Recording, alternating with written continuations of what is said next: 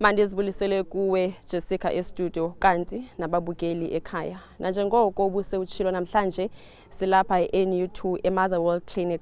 Nalapho abahlali kanye nesebe lezempilo bebambe intlanganiso malunga nokungoneliseki yimiba ethe ikomiti yesikolo yayiveza kwisebe eli lezempilo. Kanti uzosixela banzi ngokungoneliseki ndinaye umama uPhumla Mashiqana. Mama uPhumla masikwamkele seligqiza le MPK. Ingaba mama uPhumla intoni namhlanje ebangele into bana masibe lapha?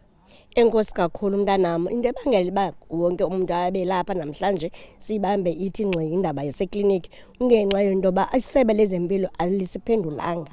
Ekukudala ngoko besithembisile, I think basithembise ngoMarch, besithi ngoApril emva kwemali yebudget bazabuyela kuthi, abazange baphinde babuyele kuthi.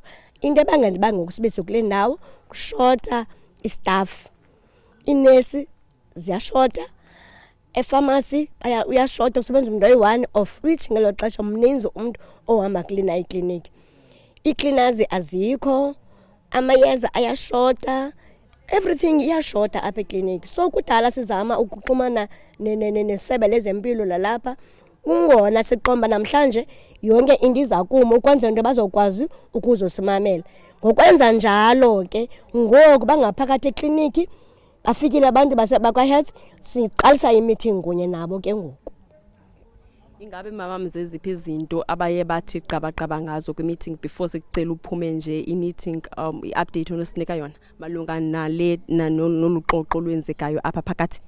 Ndiphume phakathi ke kungekabikho nto sisayixoxayo bendisabaxelela into ba yintoni ebangela into ba sibe sinibizile neza apha ekliniki. Ndibaxelela unobangela intoni. Ndathi unobangela into ba ke ngosibe nilapha nani kule ndawo. Ukuba ngabe singayivalanga ikliniki ngeningekho kule ndawo ngoba kudala sinibhalele ileta, kudala sinenzele emails anisiphendule. Mna ke ningomnye we-members zekomiti zalapha ekliniki eNU2. Abantu abagulayo okokoko behleli ngaphandle njengoba ubona nje apha emva kwakho, ingabe uziva njani ngalonto leyo?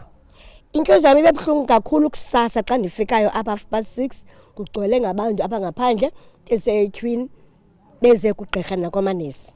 But ngendlela nathi esifelisha ngayo ngabo sizixelela into basizokwazi ukuthi mabangene. And sabacela nesi khona nizathi niyenze namhlanje nizawuhlala nilinde deske bafika abantu baka-health because abakufuna uthatha amanyathelo. Kuyashota amanyani apha. Engeke nesi abanwabi ngoba abahlali bona xa befuna amapilisi bathuka nonesi. Kubanzima noma mabahambe bayotya onesi. Lonke bangena into bangoku sibe kule ndawo. Now ufikile o-DM nabantu baka-health balapha ngaphakathi kuyaxoxwa ndizawungena ngaphakathi ke ngondiye engxoxweni.